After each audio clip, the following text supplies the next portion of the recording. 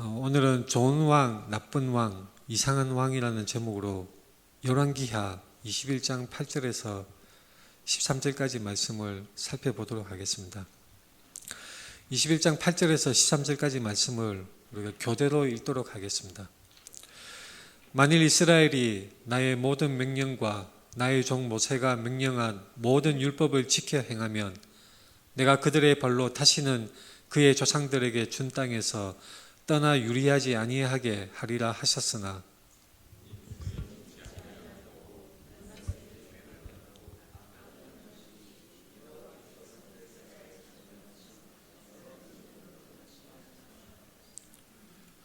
여호와께서 그의 종 모든 선지자들을 통하여 말씀하여 이르시되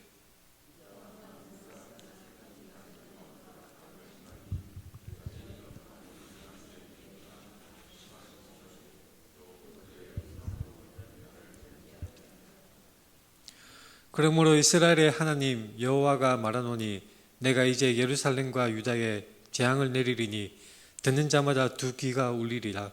같이 읽겠습니다. 내가 사마리아를 잰 줄과 아합의 집을 다림 보던 추를 예루살렘에 베풀고 또 사람이 그릇을 씻어 엎음같이 예루살렘을 씻어 버릴지라. 아멘. 우리 앞뒤 좌우 돌아보면서 같이 인사하겠습니다. 사랑합니다. 축복합니다. 사랑합니다. 축복합니다. 오늘 설교 제목은 좋은 놈, 나쁜 놈, 이상한 놈이 아니라 좋은 왕, 나쁜 왕, 이상한 왕으로 한번 정해봤습니다. 우리나라 역사상 좋은 왕, 나쁜 왕이 누가 있습니까? 우리나라 역사를 살펴볼 때 제일 먼저 떠오르는 가장 좋은 왕은 아마도 세종대왕이라고 저는 생각을 합니다. 그리고 나쁜 왕으로는 제 머리에 떠오르는 왕이라면 연산군 정도가 나쁜 왕이라고 할 수가 있겠습니다. 세종대왕과 연산군, 좋은 왕과 나쁜 왕, 그 판단 기준은 어디에 있을까요? 어떤 왕이 좋은 왕이고 어떤 왕이 나쁜 왕으로 우리가 판단을 내릴 수 있을까요? 아마도 백성들을 경제적으로 잘 살게 하고 치안을 잘 유지하고 문화적, 사회적으로 안정되게 또한 국력을 키워서 부강하게 잘 살게 하는 그리고 문화가 발전하고 이 꽃피우는 그런 왕이 좋은 왕, 훌륭한 왕으로 그렇게 평가를 내릴 수 있을 것입니다. 반면에 자신의 탐욕에 젖어서 방탕하고 문란한 생활을 하며 잔인한 짓을 일삼고 정치, 경제, 사회, 문화적으로 나라를 어지럽히고 쇠퇴하게 하는 왕이 나쁜 왕이라고 그렇게 평가할 수 있겠습니다. 그렇다면 북이스라엘과 남유다, 우리가 이 성경에 보는 열왕기 상하와 역대 상하에서 말씀하는 이 북이스라엘과 남유다의 여러 왕들의 평가는 어떠할까요? 성경을 가만히 살펴보면 북이스라엘의 왕들은 하나같이 다 악한 왕들로 나쁜 왕으로 그렇게 평가가 되고 있는 것을 볼 수가 있습니다. 반면에 남유다에서는 좋은 왕이 들어 있었죠. 아사, 여호사밧, 요아스, 아마사, 우시야, 요담, 히스기야, 요시야 이런 왕들이 좋은 왕으로 우리가 손꼽을 수 있습니다. 나쁜 왕은 르호보암, 아달랴, 아하스, 므낫세, 시드기야 등등 기타 대부분의 왕들이 다 악하고 나쁜 왕들이었습니다. 자, 제가 한번 문제를 내어보겠습니다. 이 응응왕이라고 하는 이 왕의 업적을 한번 제가 말씀을 드려보겠습니다. 이 응응왕이 과연 좋은 왕인지 나쁜 왕인지 한번 판단을 내려보시기 바랍니다. 이 응응왕은 정치 외교적으로 많은 업적을 남겼습니다. 주변 강대국의 공주와 결혼해서 동맹을 맺었고 주중의 무역로와 항구 도시들 간의 그런 관계를 강화를 했습니다. 주변 국가들과의 외교적으로 안정을 시킴으로 말미암아 이 북이스라엘의 정치적 입지를 아주 강화시킨 왕이었습니다. 고각 유물도 발견되었는데 이 당시 사마리아 유적지에서 궁전과 성벽, 수로 등이 발견이 되었습니다. 이것은 바로 중앙정부 이 왕권이 굉장히 체계적이었고 아주 튼실했다는 것을 우리가 알 수가 있는 것입니다. 이 응왕은 왕실 왕권의 강화와 귀족 체계를 확립하였고 왕이 그 왕명을 내리고 그것이 잘 이루게 하는데 아주 제도를 잘 세우고 나라의 그 기틀을 다지는데 많은 역할을 했던 왕입니다. 군사적으로도 많은 발전을 이룬 왕입니다. 아수르에 맞서서 무려 12개국에 이르는 연합군을 편성하였고 그 일원으로 참가해서 당시에 초강대국이던 아수르에 맞서서 싸웠던 그런 사람이었습니다. 여러 전투에서 많은 승리를 거두었고 당시 북이스라엘의 영향력을 시리아 전역으로 확대한 그런 왕이었습니다. 후에는 아람과 휴전 협정을 맺었고 정치적 군사적으로 안정을 추구했으며 아수르의 남하를 일시적으로나마 저지한 아주 획획한 그런 공로를 세운 왕이었습니다. 경제적으로도 크게 발전시켰습니다. 수도 사마리아를 정치 행정의 중심지로 삼았고 크게 발전시켰습니다. 당시 무역의 중추적인 역할을 하던 페니키아와 이 결혼을 통한 동맹을 맺어서 페니키아의 그 무역 네트워크의 한 일원으로 많은 무역을 일으켰습니다. 그래서 목재, 금속, 자주색 염료, 아주 고급스러운 염료죠. 염료와 공예품을 수입을 하고 이스라엘 땅에서 나던 곡물과 포도주, 올리브유 등을 수출해서 막강한 그런 재력을 쌓았던 것입니다. 또한 왕명으로 이 사마리아 왕궁과 군사 요새를 대규모로 건축하는 대규모 건축 사업도 일으켰습니다. 그래서 노동력과 재정을 점차 왕에게 집중하여서 그 나라의 기틀을 튼튼하게 다지는 그런 많은 업적을 쌓았던 왕입니다. 이 정도면 이 왕은 대단한 왕이지 않습니까? 우리나라에 비하자면 세종대왕급은 아니더라도 훌륭한 왕이라고 그렇게 인정을 할 수가 있습니다. 나라의 경제와 사회를 안정시키고 부강하게 하고 좋은 그런 기틀을 다진 그런 왕이라고 할 수가 있는 것입니다. 자, 이 왕이 누구였을까요? 저번 설교 시간에도 설명한 적이 있습니다. 이 바로 왕이 아합 왕이었습니다. 이 아합 왕은 많은 업적을 이뤘습니다. 군사적으로, 경제적으로, 사회적으로 튼튼한 나라의 기틀을 다진 그런 왕이었습니다. 근데 이 아합 왕에 대해서 하나님의 평가는 어떠했습니까? 하나님의 평가. 우리가 생각하기에 이 아합 왕은 정말 훌륭하고 좋은 왕이었지만, 나라를 튼튼하게 하고 안정시킨 훌륭한 왕이었지만, 하나님은 이 아합 왕에 대해서 어떤 평가를 내리셨을까요? 열왕기상 16장에 보면 하나님의 평가가 이렇게 나옵니다. 아합이 그의 이전의 모든 사람보다 여호와 보시기에 악을 더욱 행하여 그 이전에 이스라엘의 모든 왕보다 심히 이스라엘 하나님 여호와를 노하시게 하였더라. 이것이 바로 아합 왕에 대한 하나님의 공평한 평가였습니다. 아합 왕은 페니키아 시돈의 공주 이세벨과 결혼해서 무역을 확대하고 재정을 안정시키고 나라를 부강하고 튼튼하게 하는 그런 업적을 쌓았지만 그 모든 업적들은 다 하나님 앞에서 아무런 의미가 없는 하나님의 평가 항목에 전혀 들어가지도 못한 그런 업적들이었습니다. 자, 여기서 우리는 한 가지 중요한 사실을 발견을 할 수가 있습니다. 중요한 한 가지 사실. 하나님의 평가는 사람과 다르다. 과연 하나님이 보시기에 어떠한가? 여호와가 보시기에 어떠한가? 한 사람의 그 평가에 대해서 그 기준이 하나님께서는 사람과 달리 보신다는 것입니다. 이 사람이 과연 하나님의 뜻대로 살았는가? 하나님의 말씀에 순종하였는가? 이 사람이 하나님을 사랑하였는가? 아니면 하나님을 미워하고 무시하였는가? 하나님 보시기에 어떠했는가가 가장 중요한 평가 항목이었던 것입니다. 이 하나님이 보시기에 이 용어는 굉장히 빈번하게 성경에 등장합니다.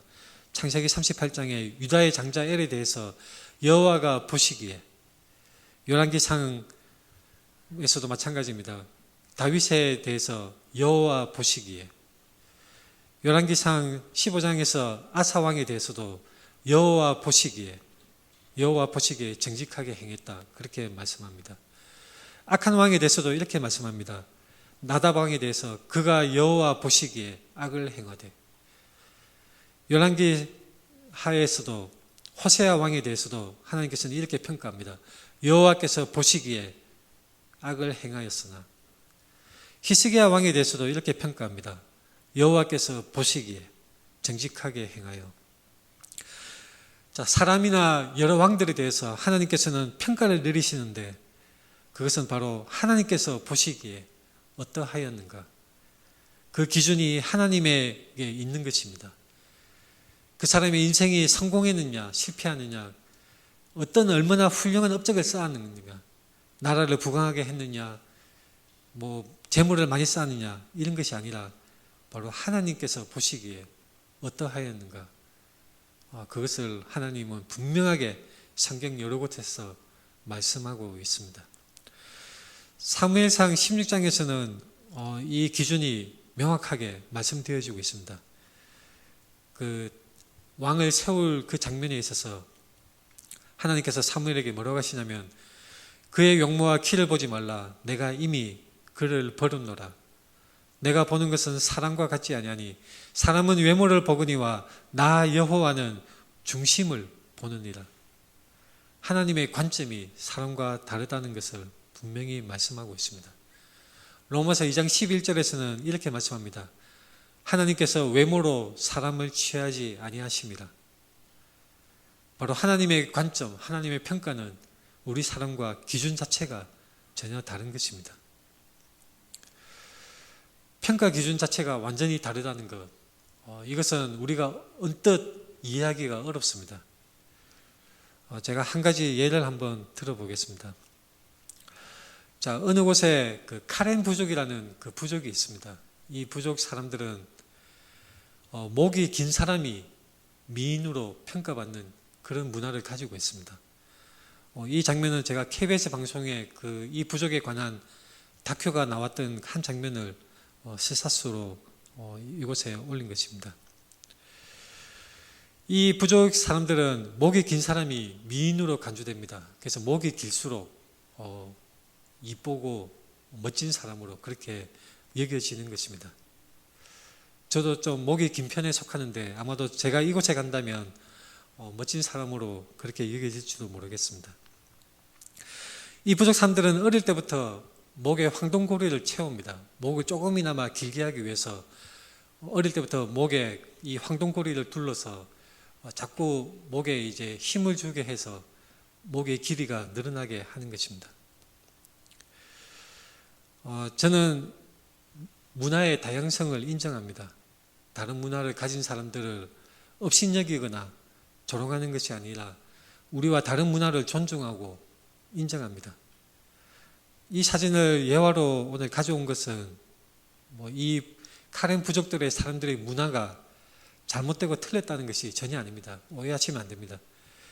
이 부족분들의, 이 사람들의 미의 기준이 목이 긴 사람이 미인이고 황동고리를 목에 많이 두르고 있는 것이 바로 부와 그 미를 상징하는 그런 아름다움의 상징이라고 생각하는 그 사람들의 기준, 그 사람들의 문화, 그 사람들의 평가 기준이 바로 우리에게는, 다른 문화에 사는 우리에게는 아무런 의미가 없다는 것을 강조하기 위해서입니다.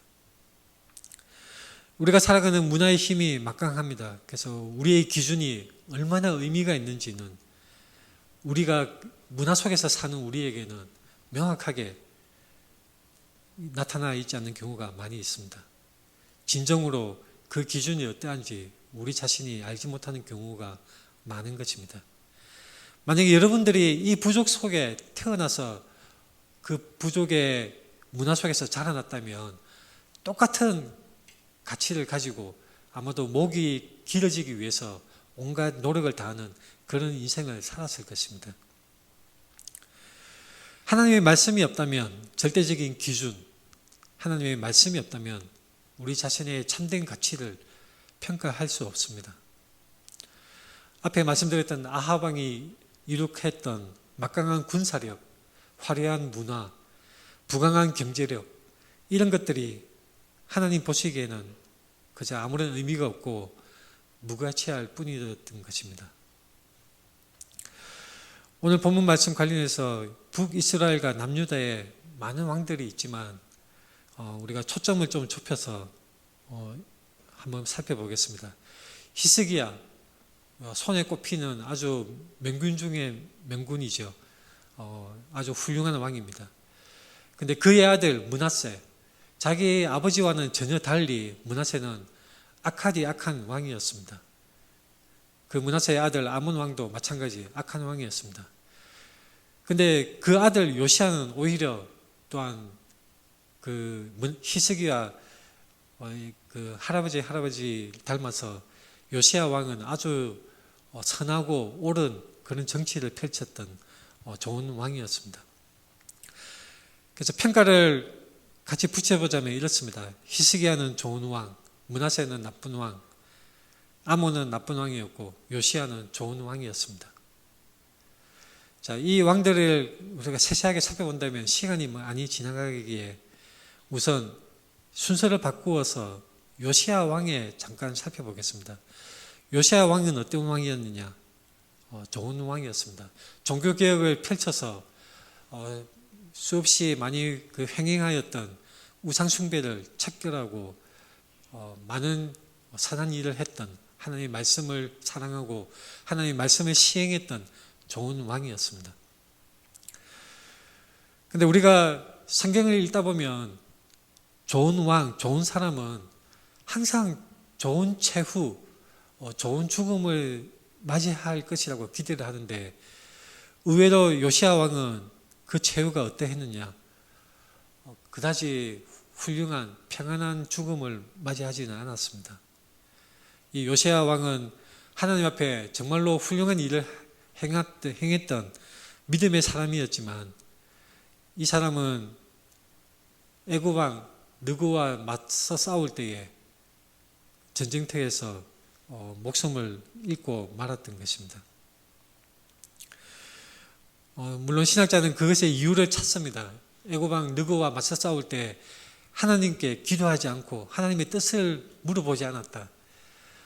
그런 이유를 들어서 요시야 왕의 최후는 바로 그런 하나님에게 기도하지 않고 물어보지 않고 개인의 복조심에 사로잡혀서 애굽에 대들었기 때문에 그런 화살에 맞아 죽고 마는 그런 안타까운 죽음을 당했다는 그런 해석을 하는 신학자도 있습니다. 그런데 저는 그렇게 생각하지 않습니다.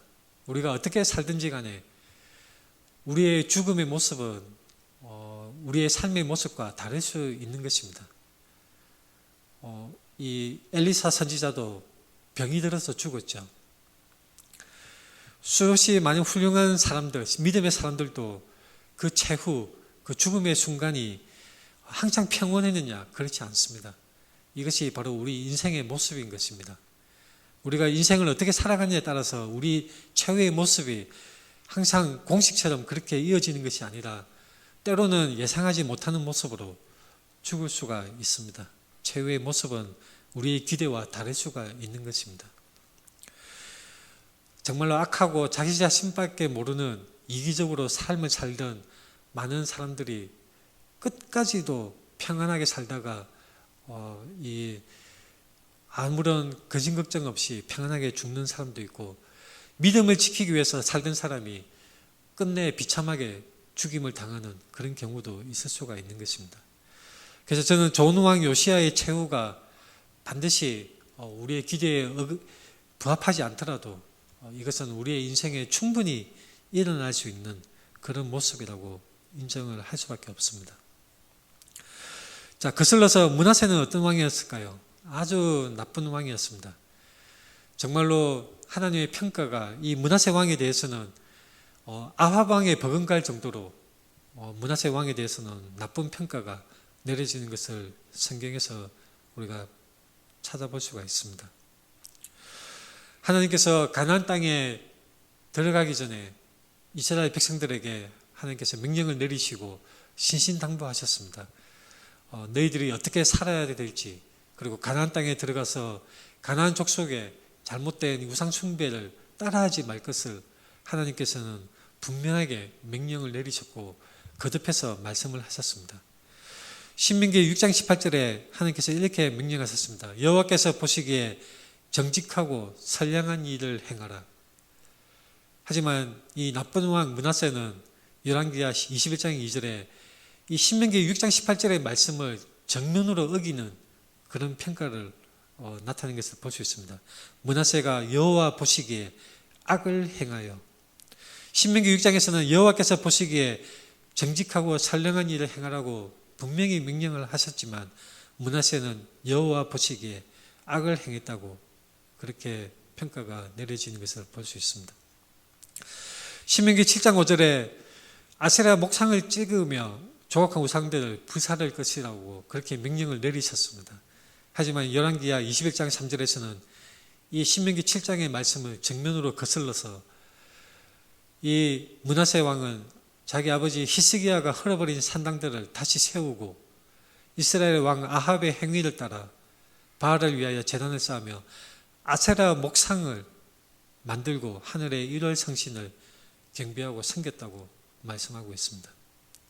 신명기 7장에 분명히 아세라 목상을 찍으며 우상을 척결하라고 그렇게 말씀을 하셨는데 이 므낫세 왕은, 이 나쁜 왕은 그 말씀을, 그 하나님의 명령을 정면으로 어겼던 것입니다.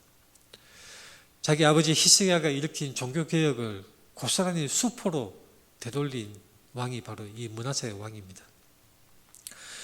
그뿐만이 아닙니다. 신명기 21장에서는 너희는 이와 같이 여호와께서 보시기에 정직한 일을 행하여 무죄한 자의 피 흘린 죄를 너희 중에서 제할지니라.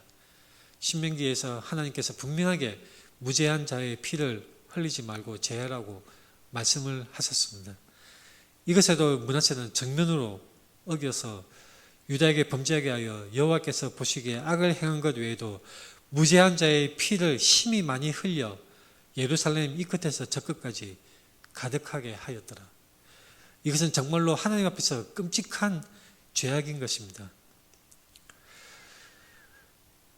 우리가 흔히 아는 이사야 선지자가 어떻게 죽었습니까? 성경에는 분명하게 나타나 있지 않지만 유대 민족에게 전해 내려져 오는 전승에 의하면 이 선지자 이사야는 바로 이 악한 왕, 나쁜 왕 므낫세가 이사야를 죽였다고 그렇게 말이 전해져 내려오고 있습니다. 선지자 이사야를 이 므낫세 왕이 명령하여서 톱으로 그 몸을 두동강이 내어서 죽였다는 그런 전승이 내려져 오고 있는 것입니다. 므낫세가 예루살렘 이 끝에서 저 끝까지 무죄한 자의 피를 심히 많이 흘렸다는 것은 아마도 하나님의 사람, 하나님을 섬기고 하나님을 따르는 사람들을 숱하게 죽였다는 그런 분명한 고발하는 말씀인 것입니다. 아마도 이사야 선지자도 이 므낫세가 죽였을 가능성이 많습니다. 유대의 전승대로 므낫세가 많은 선지자를 죽이고 또한 하나님을 올바로 섬기는 하나님의 사람들을 므낫세가 심심풀이로 또는 재미거리로 그렇게 많이 죽였다는 그런 이야기가 전해져 내려오고 있는 것입니다. 므낫세는 정말로 하나님의 말씀에 정면으로 반박하여서 온갖 악행을 거듭했던 아주 나쁜 왕, 정말로 나쁜 왕이었습니다. 이에 대해서 하나님께서 심판의 말씀을 내리시는 것입니다. 악당 중에 악당 므낫세에 대해서 심판의 말씀이 선포되는데 그것이 바로 오늘 본문 말씀입니다. 열왕기하 21장 12절에 그러므로 이스라엘의 하나님 여호와가 말하노니 내가 이제 예루살렘과 유다에 재앙을 내리리니 듣는 자마다 두 귀가 울리리라. 두 귀가 울리리라. 이것이 무슨 뜻일까요? 두 귀가 울리리라. 하나님께서 심판의 말씀을 하시는데 듣는 자마다 두 귀가 울린다고 말씀을 합니다.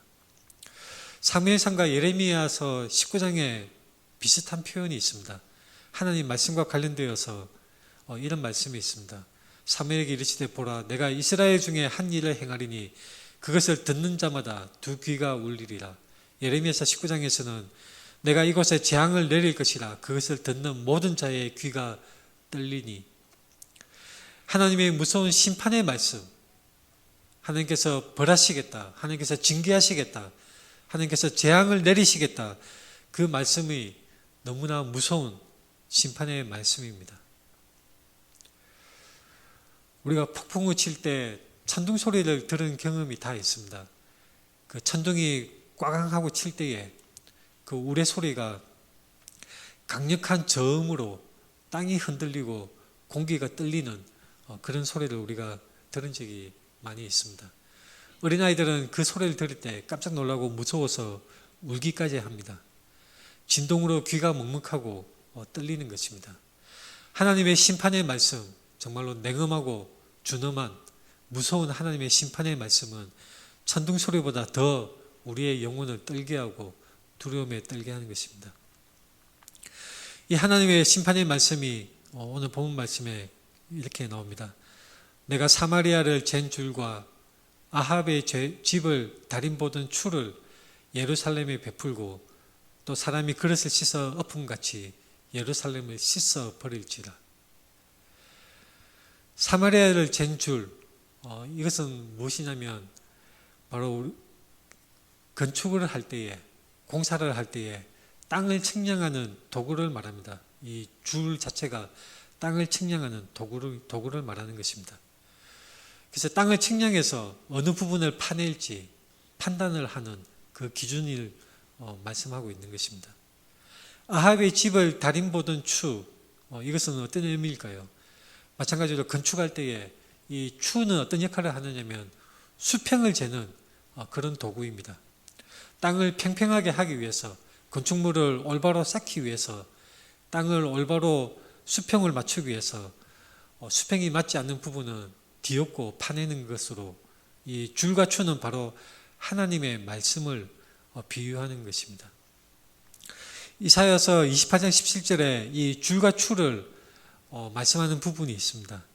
나는 정의를 측량줄로 삼고 공의를 저울추로 삼으니. 하나님께서는 이 하나님의 말씀을 바로 심판의 근거로, 심판의 기준으로 삼으신다는 그런 말씀을 하고 있는 것입니다. 이 므낫세가 이런 준엄한 하나님의 심판의 말씀을 들었습니다. 정말로 무서운 심판의 말씀입니다. 선지자가 내뱉은 심판의 말씀은 너무나 준엄하기 때문에 그것이 반드시 일어나게 되는 것이죠. 자, 근데 이 나쁜 왕 므낫세가 어떻게 최후를 맞이할까요? 열왕기 하에서는 므낫세의 최후에 대해서 말씀하고 있지 않습니다. 므낫세가 어떻게 죽었는지 나타나 있지 않습니다. 근데 역대하 말씀을 보면 이 므낫세가 나쁜 왕이었지만 하나님의 심판의 말씀을 들은 이 므낫세 나쁜 왕이 나중에 회개하는 이상한 일이 벌어지는 것입니다. 성경 저자마다 강조하는 포인트가 다르기 때문에 열왕기하 말씀에서는 므낫세의 회개 부분은 생략하고 건너뛴 것 같습니다. 역대하에서는 이 므낫세의 회개 부분을 말씀하고 있습니다. 어떤 일이 벌어지느냐면 역대하 33장에 여호와께서 므낫세와 그의 백성에게 이르셨으나 그들이 듣지 아니하므로 여호와께서 아수르 왕의 군대 지휘관들이 와서 치게 하시매 그들이 므낫세를 사로잡고 쇠사슬로 결박하여 바벨론으로 끌고 간지라. 자, 므낫세가 자신이 승승장구하던 이런 자신의 왕국에서 바벨론의 침입을 받아서 그 아수르 왕의 군대 지휘관들이 와서 치게 해서 바벨론으로 쇠사슬에 결박해서 끌려가게 됩니다. 자, 이 노란색 표시 부분이 중요한 말씀입니다. 므낫세가 환난을 당하여 그의 하나님 여호와께 간구하고 그의 조상들의 하나님 앞에 크게 겸손하여 기도하였으므로 하나님이 그의 기도를 받으시며 그의 간구를 들으시사 그가 예루살렘에 돌아와서 다시 왕위에 앉게 하시매 므낫세가 그제서야 여호와께서 하나님이신 줄을 알았더라. 이 부분은 정말 이상한 부분입니다. 유다 나라를 망하게 하고 철저하게 패배하게 한 이 악한 왕, 정말로 나쁜 왕 므낫세는 당연히 비참하게 죽어야 하지 않겠습니까? 당연히 하나님의 심판을 받아서, 당연히 처벌을 받아서 하나님의 심판의 말씀대로 그렇게 마땅히 죽어야 되는 나쁜 왕 므낫세가 이상하게 하나님 앞에 회개를 하고, 또 하나님께서는 그 회개를 받아주셔서 그를 다시 왕위에 복직을 시키시고 왕위에 앉게 하셔서 하나님이 하나님이신 줄을 드러내신 것입니다.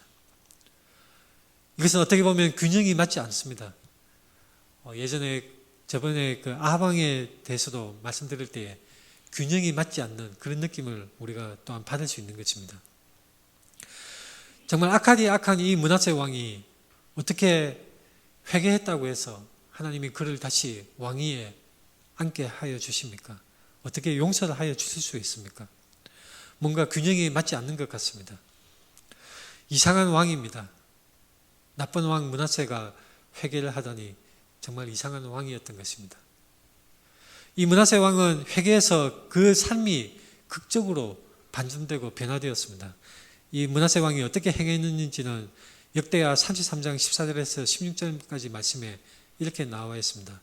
이방 신들과 여호와의 전에 우상을 제거하며 여호와의 전을 건축한 사내와 예루살렘에 쌓은 모든 제단들을 다 상밖에 던지고 여호와의 제단을 보수하고 화목제와 감사제를 그 제단 위에 드리고 유다를 명령하여 이스라엘 하나님 여호와를 섬기라. 정말로 이상한 왕이었던 것이죠. 정말로 예측하지 못하는 반전의 왕이었던 것입니다. 근데 우리가 열왕기 상하와 역대기 상하를 읽을 때에 우리가 발견할 수 있는 것이 있습니다. 이 많은 왕들이 여러 가지 각가지 그 인생 행로가 펼쳐지는데 사실은 그 왕들의 모습 속에서 우리는 우리 자신의 모습을 발견할 수 있습니다. 이 므낫세 왕도 이 나쁜 왕, 그리고 막판에 그 쇠사슬에 묶여서 끌려가면서 회개했던 이 왕의 모습은 우리와 너무나 비슷한 것입니다.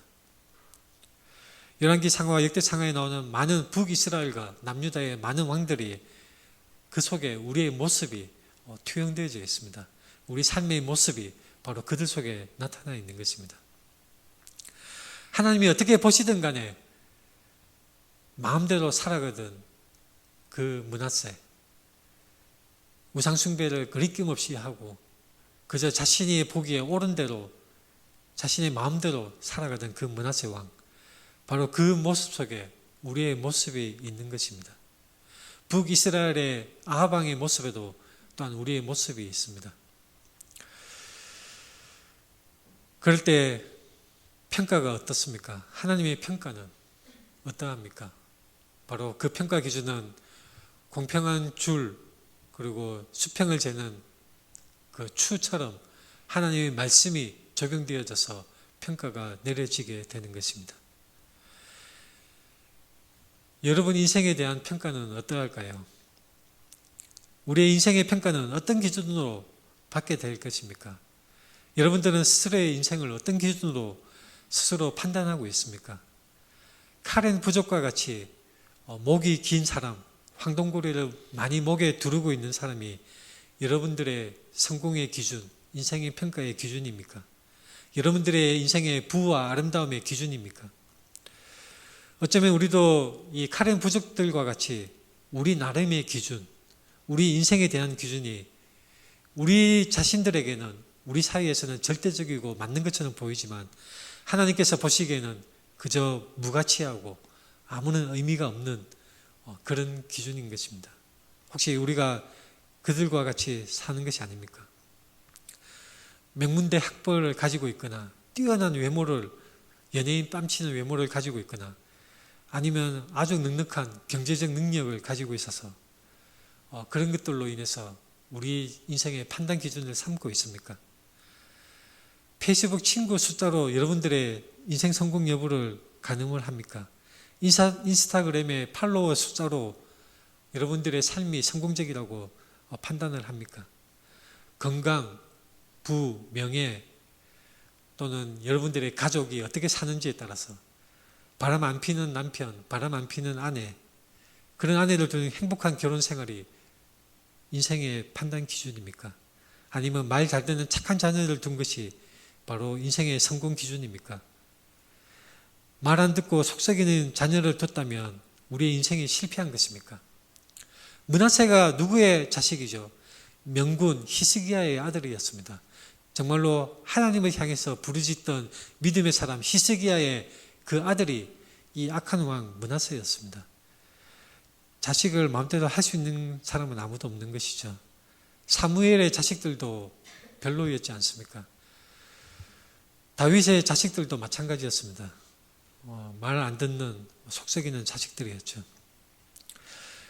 능력 있는 남편, 능력 있는 아내를 두었다고 성공한 인생일까요? 건강한 몸이 성공한 인생일까요? 최후의 죽음의 순간이 평안하고 화려한 것이 성공적인 인생이라고 할 수가 있을까요? 요시야 왕은 하나님의 인정하신 정말로 종교개혁을 일으키고 하나님께 순종한 좋은 왕이었지만 애국과의 전투에서 화살에 맞아 죽었습니다. 여러분의 인생이 다하고 언젠가 하나님 앞에 섰을 때 너의 인생은 성공이었어, 형통한 삶이었어, 착하고 충성된 종아 수고하였도다, 이런 칭찬을 하나님으로부터 듣기를 원하십니까? 아니면 네가 좋다며 한평생 쫓아다니던 목을 늘리기 위해서 애를 쓰던 그 황동거리가 사실은 아무런 의미가 없는 것이었어. 네가 쫓아다니던 부와 명예, 건강과 여러 가지 좋은 것들이 결국은 하나님 앞에서는 아무런 의미가 없는 헛된 것이었어. 이런 말들 하나님 앞에서 듣게 되면 얼마나 안타까운 일이겠습니까? 저 어두운 곳으로 쫓겨나 슬피 울며 이를 갈며 원통함으로 안타까움으로 영원토록 후회하고 낙담한다면 얼마나 안타까운 일이겠습니까? 사람들이 보기에 초라할지라도 진정으로 성공한 인생이 따로 있습니다. 사람들이 보기에 비참하고 끔찍하게 죽어간다 할지라도 진정으로 의미 있고 아름다우며 복된 인생이 따로 있는 것입니다. 히브리서에서는 이것을 분명하게 말씀합니다. 또 어떤 이들은 조롱과 채찍질 뿐만 아니라 결박과 옥에 갇히는 시련도 받았으며 돌로 치는 것과 톱으로 켜는 것과 시험과 칼로 죽임을 당하고 양과 염소의 가죽을 입고 유리하여 궁핍과 환난과 학대를 받았으니 이런 사람은 세상이 감당하지 못합니다. 그들이 광야와 산과 동굴과 토굴에 유리하였느니라. 재산을 잃고 매를 맞고 조롱당하고 침뱉음 당하고 심지어 목숨까지 잃었던 수많은 참된 신자들, 그들이 진정한 하나님의 사람들이었고 정말로 성공한 인생들이었습니다. 그렇게 살았던 사람들은 무엇 때문에 그러한 삶을 선택했고 기꺼이 감수했을까요? 그들은 진정한 가치를 찾았기 때문입니다. 세상이 모르는 보물, 한평생 가장 귀한 보물을 그들은 발견했기 때문입니다. 하나님의 평가를 좋게 받는, 하나님의 기준을 통과하는 그 필요 충분한 조건을, 그 유일한 조건을 그들은 찾았기 때문입니다.